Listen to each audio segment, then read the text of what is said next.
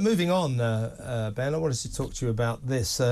Woke madness is the headline. Bonkers woke guidance given to magistrates, including banning words like policemen and chairman. Also, they are being told to use the phrase died by suicide instead of committed suicide for people who take their own life. As I understand it,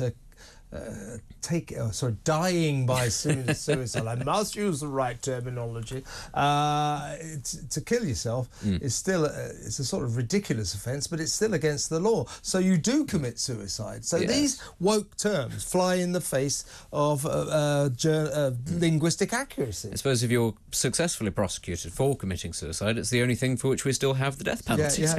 Just imagine the police going, we're going to get that guy for killing him, so we'll get him, we'll track him down. But seriously. Yeah, I'm in favour, though, actually, of this move to stop people using the word policeman, because I don't think that they actually exist anymore. I think, it's a fantasy. I can't remember the last time I saw a policeman. I've seen lots of police women, but, evidence of the actual policemen out there is worryingly thin. So I think that in terms of accuracy, yes, we should stop using the word policeman, at least until we see a few more. Look, this is the sort of thing where, you understand why it's been brought in. We were talking earlier about the added layers of bureaucracy and managerialism in the civil service. This is people trying to find issues to make themselves relevant, to make their jobs relevant, where they are suggesting that doing this is more inclusive, it's more tolerant.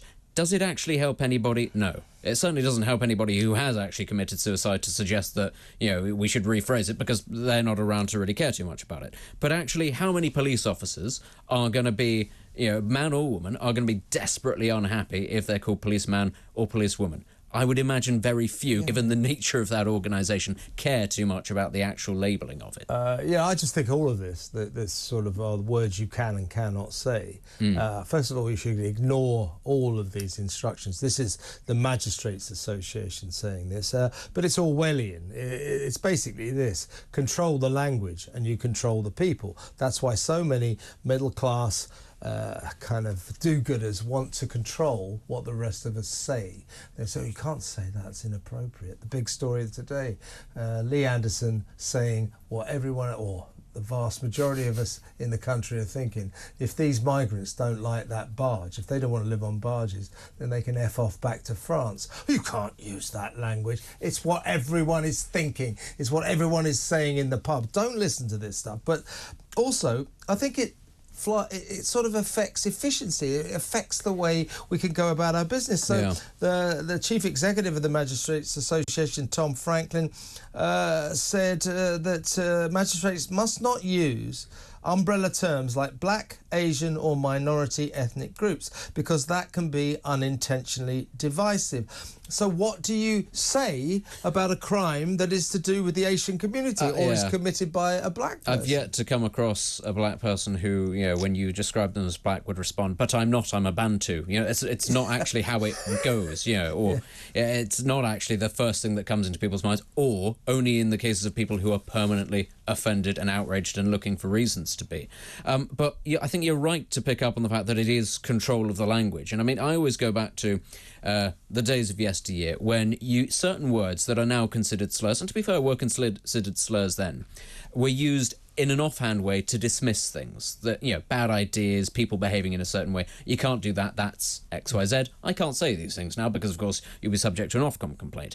But what this was, it was a mechanism for social scorn, and it would stop certain behaviours and certain ideas in their tracks because you were, without using an accurate word, obviously describing these things as something that was socially odd or wrong. We don't have that anymore because we've banned the language. We've banned certain words. You can barely say F off. As it is, you'll get in trouble. As Lee Anderson is discovering, because that's unacceptable. Lots of words that you can't use, and we haven't replaced those words with other acceptable forms of social scorn, which is actually what allows things like the ideas that we're seeing, be it transgenderism, be it the idea that criticising any form of migration is racist. You can't say this because you have been robbed of the language with which, once upon a time, you would have used to criticise it in an offhand way. You don't get this in places like France or, I don't know, Eastern Europe, because they haven't gone through that process yet, which is why you don't have the madness that we have to the same extent there. But in the Anglosphere, English-speaking countries, this is permeating all the institutions. You see it in Australia, Canada, New Zealand, as we saw for a very long time, and of course it's all come downstream from the United States. Absolutely. You end up in a 1984 situation, where the public are convinced that war is peace and hate is love, etc., etc., etc.